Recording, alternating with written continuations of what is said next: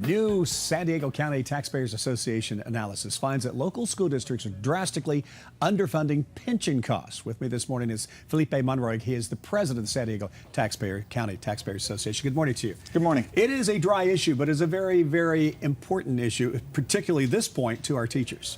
Absolutely. It's important to understanding the overall health of the school systems as well as from a taxpayer's perspective, because we are on the hook for any shortfalls in terms of the payment, the systems and the payments that will be made to retirees. Now, to explain how the system works for those who aren't teachers and don't know. Of course. Well, basically, the pension system for CalSTRS is funded by a combination of contributions from teachers, from the individual school districts, each of them put in about 8%, and then also from the state, which puts in about 5% of the total amount of money necessary. So, and then once the individual retires based on a calculation formula, they are guaranteed a certain amount of money per year. In this case, there's not enough assets in the system to be able to cover all the outstanding liabilities in future years.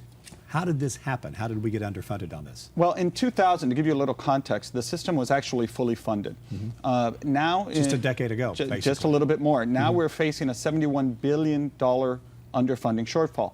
And the reason is a couple things. First of all, they assume a 7.5% rate of return on their investments, and they experienced about a 3.8% return. So that difference has to actually be made up by taxpayers.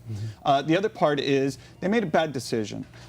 Specifically, they took a percentage of the employee's contribution, about 2%, and instead of putting that into this CalSTRS system, they actually used it to help fund a supplemental retirement account. That's good for the teacher because taxpayers are on the hook if there's that shortfall in the CalSTRS system. So that redirected over $4 billion as well. So how do we correct it going forward? How do we get back to a standard of what we can all accept in the future? Well, that's the $71 billion and growing question. Yeah. Because we really need to be looking at how are we going to do a combination of things. And we're going to do some further analysis to answer that specific question. This is a statewide issue.